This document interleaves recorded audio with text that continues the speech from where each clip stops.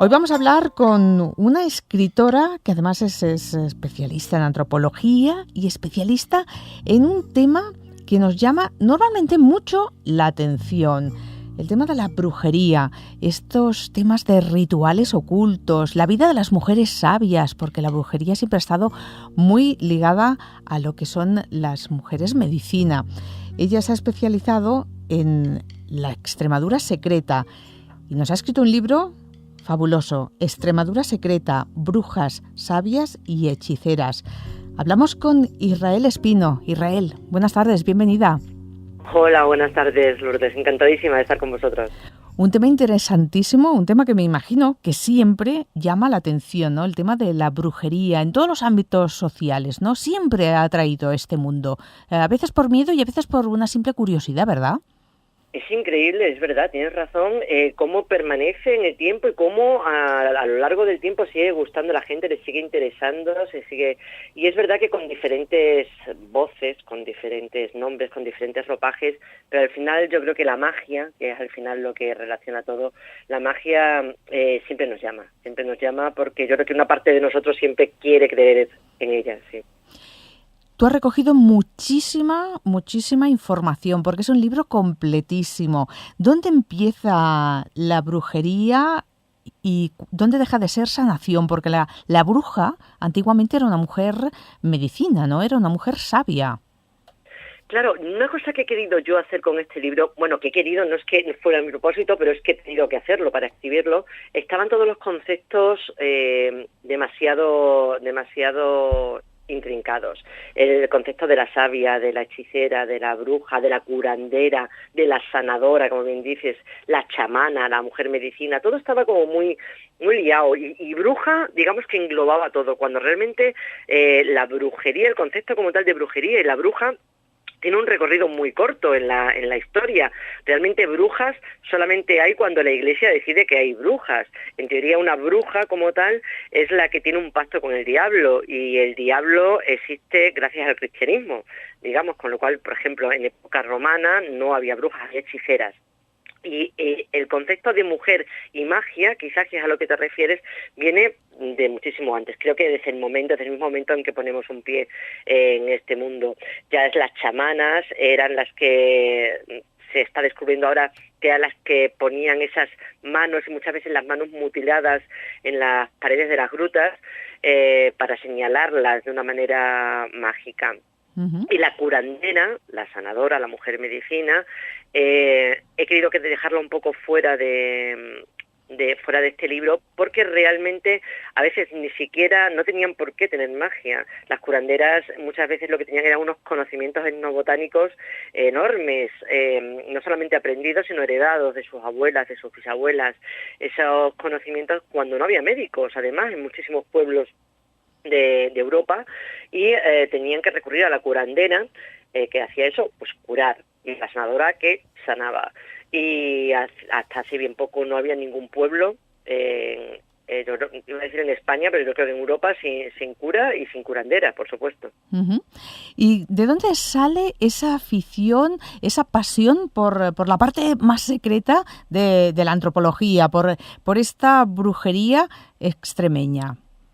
Pues mira, me ha tirado, este último libro ha sido un poco casualidad, porque yo sí es verdad que siempre me he interesado por el tema de las leyendas, de las creencias, de los mitos, de las tradiciones más extrañas o más ocultas, siempre me han llamado muchísimo la atención y las he ido recopilando desde que era bien jovencita, aprovechándome pues eso de mi trabajo de periodista, siempre iba recogiendo un poco. Con este fin hice un blog en un diario regional aquí, en el Hoy, que se llama precisamente Extremadura Secreta, y en el que iba poniendo todas las semanas 1 o 2 artículos, pues eso, con esas tradiciones o esas creencias que encontraba. Cuando me di cuenta, tenía un montón de artículos relacionados con la magia, digamos. En un primer momento, lo que quise fue hacer un libro con todas aquellas personas que a lo largo de la historia de Extremadura, yo había encontrado, habrá muchísimas más que no he conseguido encontrar, por supuesto, pero las que yo tenía recogidas que tenían trabajos relacionados con la magia, pues curanderas, pero también sanadores, saludadores, que eran los que curaban la rabia. Pero claro, al escribirlo me di cuenta que el 98% de la gente que yo tenía para ese libro eran mujeres.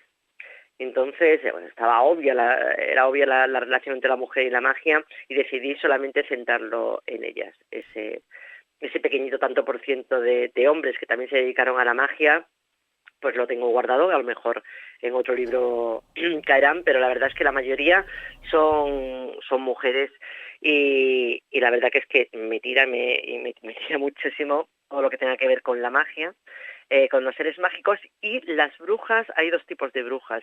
Están, digamos, las hechiceras y las sabias, que hemos hablado, que son mujeres reales, mujeres que ayudaban o no, pero que estaban allí en el pueblo. Y las brujas, que es un elemento más folclórico, más casi mitológico, que vuelan, que se convierten en invisibles, que se convierten en nubes de polvo, que se convierten en animales. Y entonces esa bruja quizás es la que más me tira. A mí la bruja mitológica, la folclórica, es la que más me tira por afición, porque me encantan los seres mitológicos.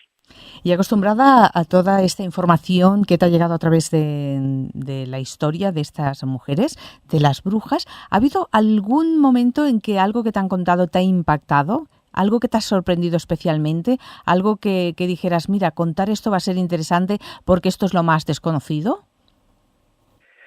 A ver, sí hay cosas, bueno, hay dos cosas quizás que me hayan sorprendido bastante. Una de ellas es cómo sigue a día de hoy viva la creencia en estas mujeres. Hace nada una doctora me comentaba cómo a su hijo lo había llevado su madre a una sanadora, bueno, no una sanadora, es una rezadora de la luna, que le llaman aquí una maga de la luna, que son las que quitan el mal de luna, que es una especie de mal de ojo en el que todavía se cree por aquí. Se cree que la luna, cuando pasa, puede llevarse la salud de los niños, sobre todo que son los más indefensos, digamos. Y bueno, y la chica esa era doctora, y ella decía, bueno, mi madre lo lleva cuando se pone un poco malo el niño, lo lleva a que le recen la luna, y bueno, eso no le hace mal, y la verdad que el niño mejora. Y también he encontrado testimonios de gente que me ha hablado de brujas vivas. Hoy, en el término, por ejemplo, en el término de las Urdes, que está en el norte de Extremadura, pues allí todavía se cree en las encorujas, en las mengas y en las envidiosas. Y curiosamente, además, lo otro que me ha sorprendido es conocer a este tipo de brujas, que son brujas vampiras, que yo no las conocía, y bueno, son brujas que se alimentan de sangre sin que te des cuenta. Allí en la zona del norte de Extremadura se cree que si cuando tú te levantas como cansada y tienes algún cardenal en el cuerpo, se cree que ese cardenal te lo han hecho las envidiosas, las brujas malas, que se cuelan en las casas por la noche en forma de bolas de luz, de pequeñas luces, y son capaces de chupar la sangre de los durmientes. Y Caramba. también, por ejemplo, sí, hay brujas también que me han sorprendido mucho en contarlas, que también maman la sangre de las madres lactantes, las duermen, y mientras están dormidas maman esa leche, porque al parecer la leche de la madre, la leche humana, es uno de los mejores alimentos junto con la sangre que pueden rejuvenecer y revitalizar a estas brujas. Caramba, me dejas a mí también sorprendida, pero lo que más me ha sorprendido de manera positiva y que me ha encantado, me ha parecido preciosa la frase que has dicho, que les recen la luna, rezadoras de la luna. Qué expresión tan Sí. bonita, ¿no?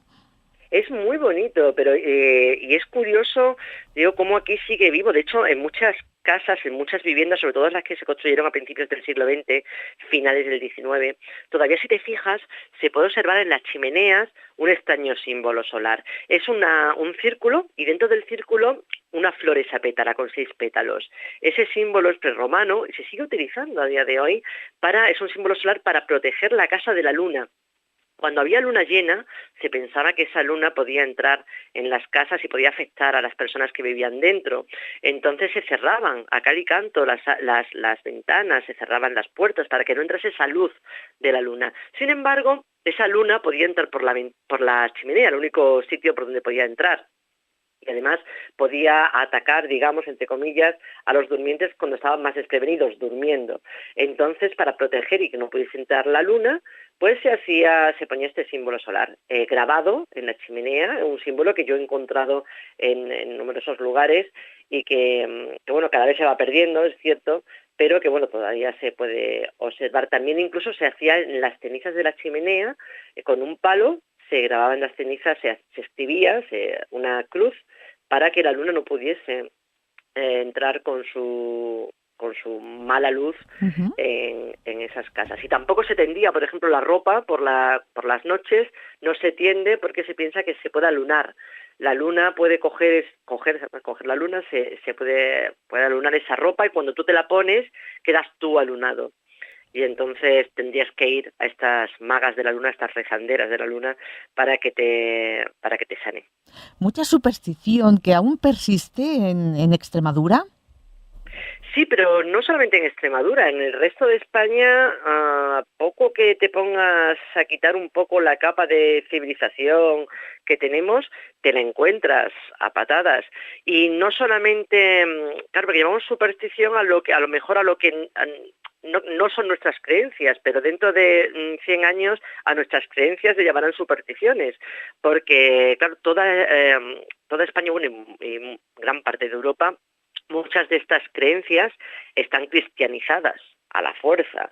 De hecho, por ejemplo, siguiendo con el tema de la luna, para rezar la luna, te la rezan haciendo cruces, entre otras cosas, con aceite y con agua y tal, pero ves, ahí están las cruces siempre presentes, suelen meter en las oraciones siempre a Santa María o Nuestro Señor. Entonces, estas supersticiones, estas creencias en la magia, aunque estén cristianizadas, abundan a día de hoy en cualquier rincón de España. Ujú. Tú has hecho incluso como un pequeño mapa, ¿no? Para localizar las zonas donde hay más tipo de creencia o más brujas aquí en la zona que hoy vamos a descubrir o estamos descubriendo ya a través de tus palabras y de tu libro. ¿Dónde se sitúan principalmente las brujas? Sí, mira, bueno, brujas hay en determinados pueblos en España, bueno, y en España y en Extremadura, evidentemente. En España, por ejemplo, son muy conocidos, evidentemente, Zugarramurdi, que tiene incluso un museo de las brujas. Barahona, también se le llama el pueblo de las brujas. De hecho, ellos quieren cambiar el nombre ahora a Barahona de las brujas. O sea, imagínate, lo tienen.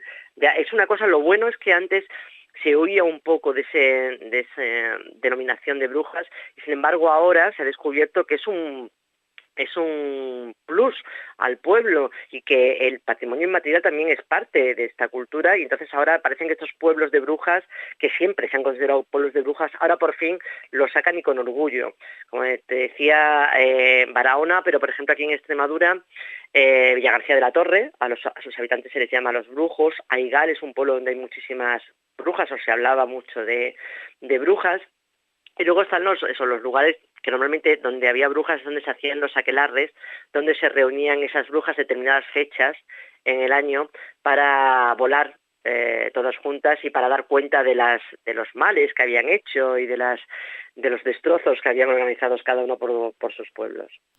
Hoy hablamos concretamente del libro Extremadura secreta, de sus brujas, las mujeres sabias, las hechiceras, un libro que además podría ir acompañado, porque lo estás haciendo a diario, de una guía y de unas visitas por la zona. Descúbrenos un poquito esta Extremadura misteriosa de la que pueden disfrutar las personas que te acompañan.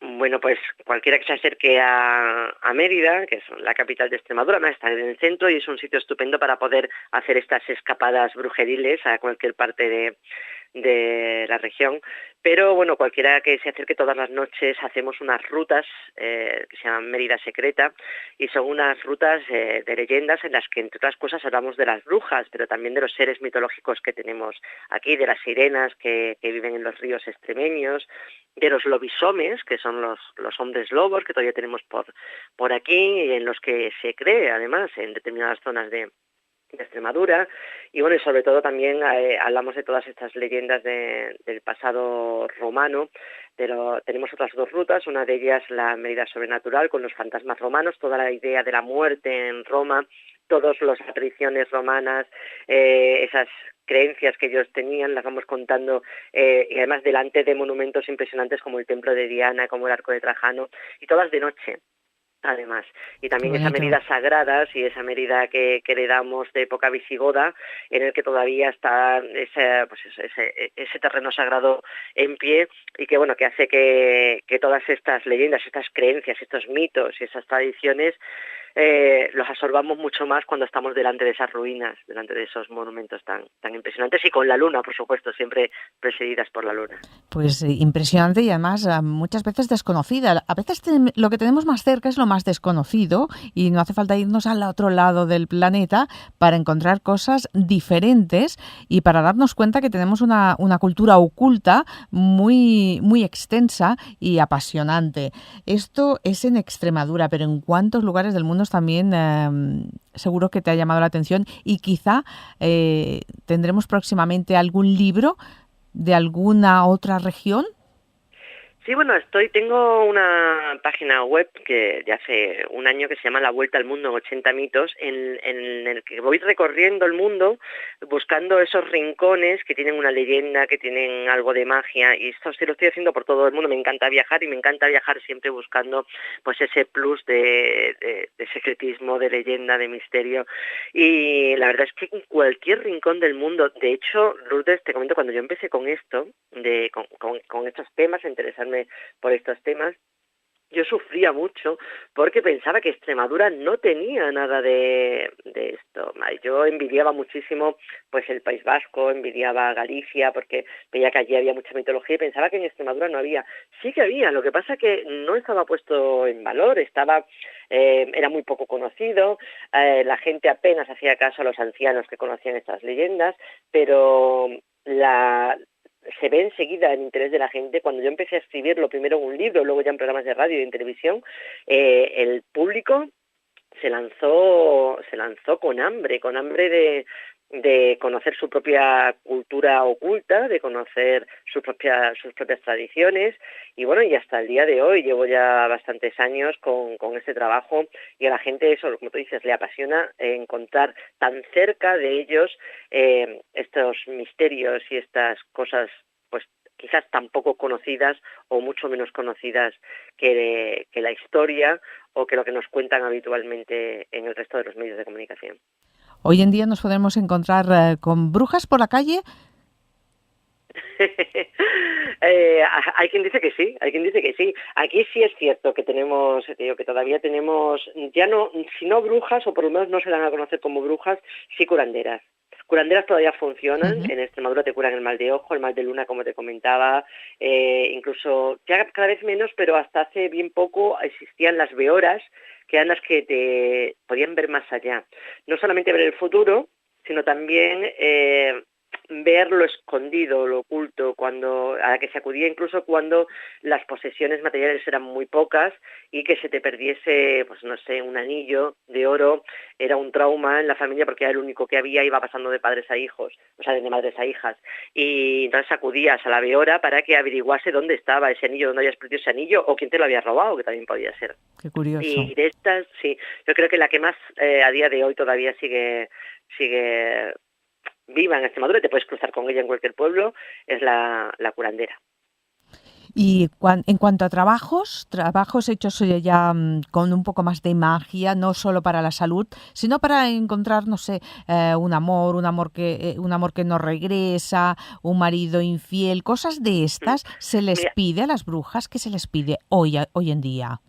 Hoy en día yo creo que, a ver, se le ha pedido siempre. De hecho, Extremadura fue una tierra pródiga, como toda España, en hechiceras. Sobre todo estamos hablando del siglo XVI, XVII, XVIII, incluso XIX. A ellas sí que se le iba a pedir el amor, la adivinación e incluso los maleficios, ¿vale? Sobre todo, especialmente, como bien decías, el amor, que lo hacían a través de conjuros, a través de polvos, a través de varias cosas. ¿Qué pasó? Que estas hechiceras, es verdad que ellas sí han ido desapareciendo, y hubo una época en la que ya desaparecieron casi del todo, y ahora, pero yo creo que en toda Europa ahora han vuelto, pero ya no son las autóctonas. Ahora se sigue yendo a recuperar el amor, pero también a muchas hechiceras que vienen de fuera, que utilizan otras técnicas, pues la macumba, un poco de magia también sudamericana, y son las que están ocupando ahora el terreno de las hechiceras antiguas, que vivían fundamentalmente en ciudades, menos en pueblos, más en ciudades un poco más grandes, y que fueron pasto de la Inquisición. La Inquisición sí que se cebó con estas hechiceras que se encargaban de la magia y eso, de hacer volver al marido que se ha ido con otra, o de que si tú estabas con uno casado que dejas a su mujer y se viniese contigo. Y la verdad es que sobrevivieron económicamente bastante bien, nunca para conseguir salir de la pobreza en la que vivían, pero sí para subsistir, sí. ¿Cómo encontramos distribuida toda la información en este libro, en La Extremadura secreta? Pues mira, lo que he querido es eso, poner un poco de orden en este guirigay que había de mujeres mágicas. Entonces, bueno, en un primer momento he hablado un poco pues, de la relación de la mujer y la magia, desde la época de los antiguos chamanes en la prehistoria, la magia clásica y la época de la Inquisición. Y luego ya pues he hecho las 3 divisiones que te comentaba.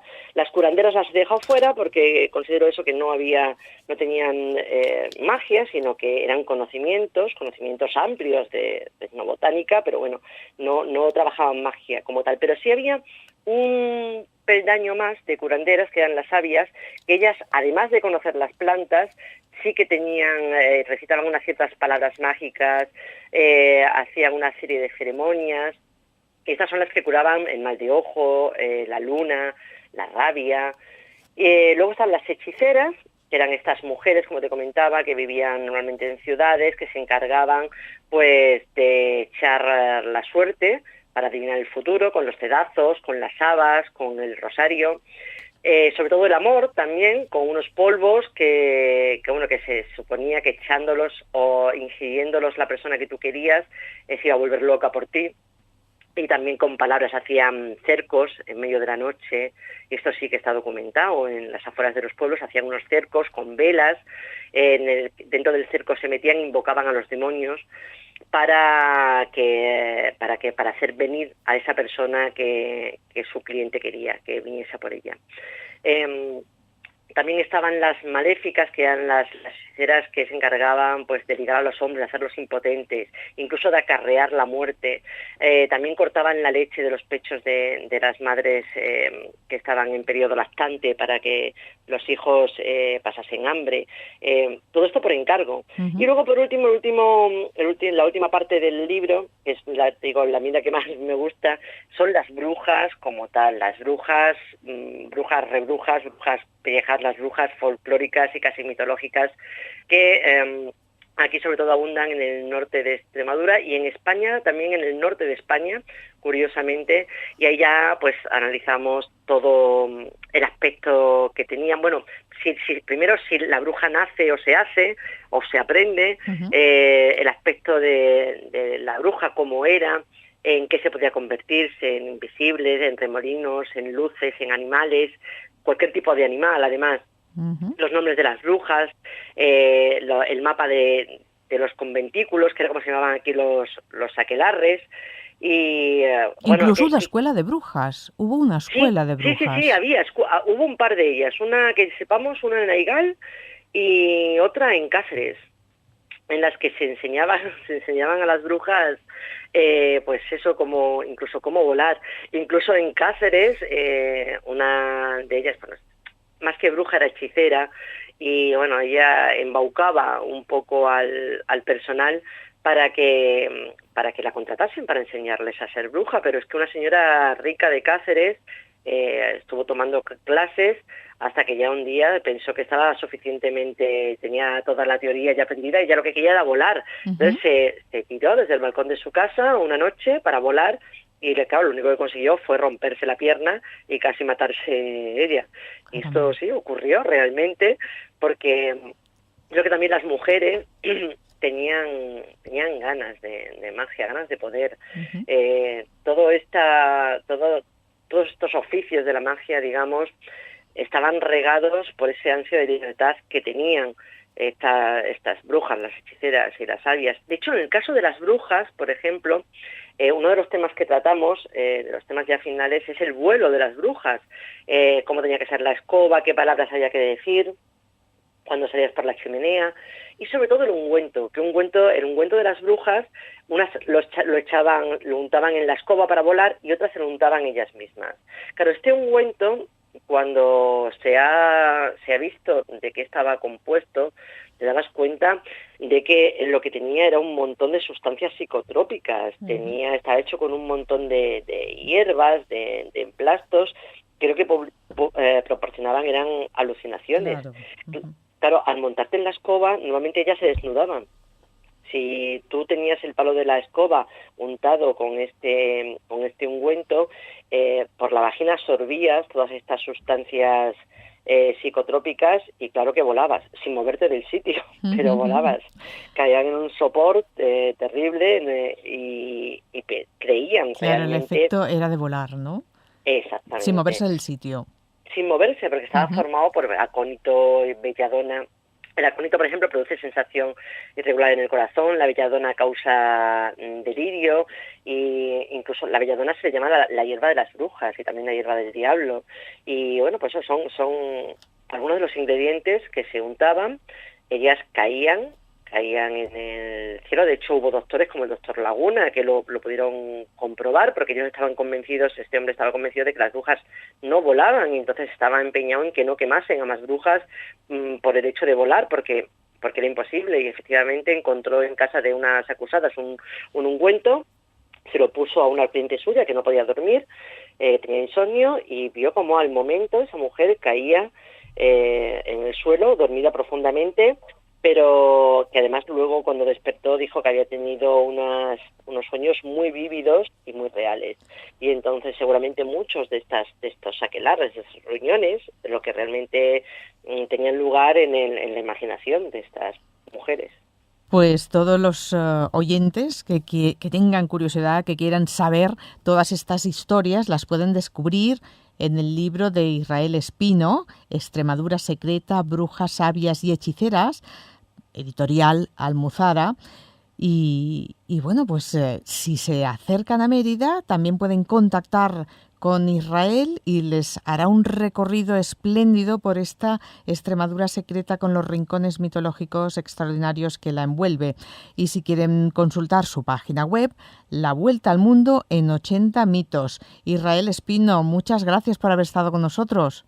Muchísimas gracias a ti, Lourdes. Ha sido un placer. Antes de irnos, ya nos has dicho que la belladona es una de las plantas que simboliza mucho el mundo de la brujería, pero ¿tú has encontrado alguna planta, aparte de la belladona, o algún objeto muy concreto? Sabemos que siempre podemos pensar en la escoba, pero algo que digas, esto a mí me huele mucho a bruja y no se sabe.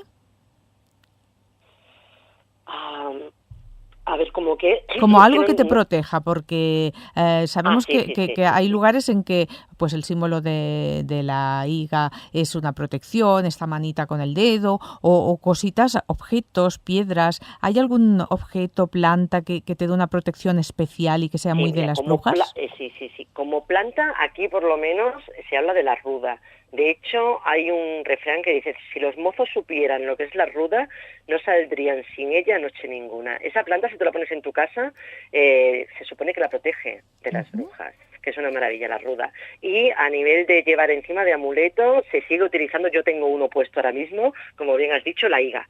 La higa, que es esa mano con el dedo pulgar metido entre otros dos dedos, te protege... Y negro, ha de ser de color negro, no de azabache, además, ¿no? No es que sea de color negro, es que tiene que ser, bueno, no es que tenga que ser, yo el mío, por ejemplo, es de plata, pero se supone que si es de azabache, que es negro, tiene el doble de protección, porque el azabache por sí solo se supone que también es una materia protectora. Entonces, si tienes el símbolo de la higa y además está hecho con el material de azabache, protege, digamos, el doble. Fantástico. Pues nos quedamos con esa protección extraordinaria, con el nombre de tu página web, La Vuelta al Mundo en 80 mitos, con el nombre de tu libro, Extremadura secreta, brujas, sabias y hechiceras, y me imagino que el contacto lo pueden encontrar desde tu página web, ¿no?, para la gente interesada en hacer este recorrido. Efectivamente, en La Vuelta al Mundo en 80 mitos tienen las rutas, aparece, y si no, en la página Mérida Secreta también tenéis toda la información de las rutas que hacemos. Pues ha sido extraordinario hablar contigo, Israel. El libro también es extraordinario, muchísima información, muchísimos secretos desvelados y muchísima intriga descubriendo paso a paso todo este mundo de las brujas. De nuevo te vuelvo a dar las gracias por haber estado con nosotros. Hasta la próxima. A ti siempre, Lourdes. Un besazo. Chao.